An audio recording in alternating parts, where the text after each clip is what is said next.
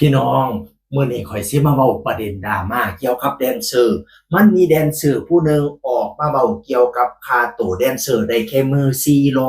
อละ400มันบ่ไหวค่ะแม่มันบ่ไหวค่ะแม่พะนะว่าเราเป็นอดีตแดนเซอร์จากวงปฐมเคยอยู่กับปฐมบันเทิงศิลป์มา15ปีพี่น้อง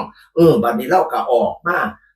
มีแดนเซอร์ผู้หนึ่งออกมาจากวงใดวงหนึ่งนี่ล่ะแล้วก็เว้าว่าค่าตั๋วได้แค่400น่ะมันบ่ไหวค่ะแม่มันบ่ไหวค่ะแม่ บัดนี้บอดโดดแห่งอีสานนครศรีโอ้ยเรามาไล่สดดุเดือดพี่น้องเอ้ยเราสี่แจงเลยคาตู่400เนี่ยมันคือแดนเซอร์ที่เต้นบ่ทันเป็นขยิงอยู่ทางหลังผู้หญิงหมุนก็บ่ถึกหมู่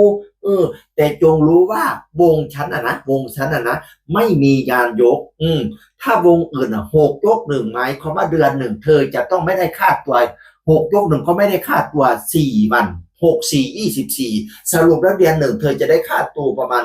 วันละ500ขยิงวันละ500ขยิงสวัสดิการชั้นดีฉันให้ลูกน้องฉันนอนห้องแอร์เธอสิเว้าอีหยังเธอคิดก่อน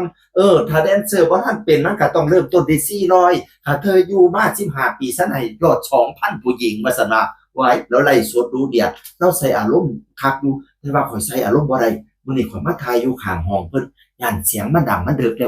วเออ มันละพี่น้องแล้วเฮ้ยเราก็ซี่แจงดูเดียดเป็นตาหนายเกี่ยวกับแดนเซอร์บัดทีนี้แล้วก็ไปยามฮอดไปเยี่ยมถึงเวทีของอีสานนครศรีนะบัดนี้แล้วก็ให้ไล่สดเกี่ยวกับพนักงานเล่า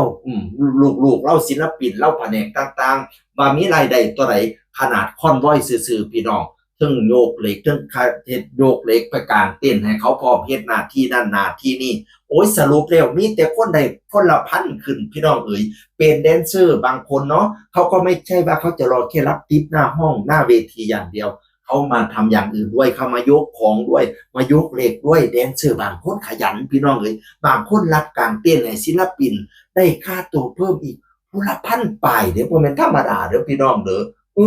บัดนี้นกพงศกรก็เอามาเว้าจังซี่ล่ะเริ่มต้น500สำหรับคนที่มีพื้นฐานการเต้นเนาะแม่นบ่ ส่วนไผอยากมาแต่มาตรฐานบ่ถึงเต้นบ่เก่งแต่อยากเริ่มต้นหมุนบ่ถึกหมู่ก็ต้องลดเหลือ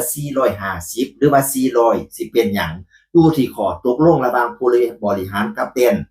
มันก็บ่ได้ผิดเดะล่ะแต่ไผมาตรฐานสูงก็ได้ไป550 600 650 700 800ก็ว่ากันไปพะนะว่ามันก็เป็นข้อตกลงเนาะถ้าเฮาบ่พอใจวงนี้เฮาก็ไปวงอื่นซั้นตั่วเนาะอย่าสุมาด่าหมอยกันดอกพี่น้องเอ๋ยเดี๋ยวนี้โอ้ยหมอลำเกิดขึ้นหลายเขาบ่ซ้ำเขาเฮาบ่พอใจในวงนี้เฮาก็ไปวงทางหน้าก็ได้พี่น้องเอ๋ย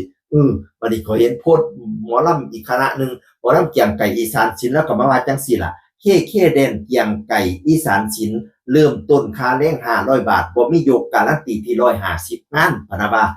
เฮาก็ไปเฮามาปองใดเฮาก็ไปพี่น้องอย่าไปดราม่ากันบ่ดี เสียงอื่นคนเก่าเว้าสู่ฟังโอ้ยเสียงดังบ่ได้สวัสดีครับสวัสดีครับ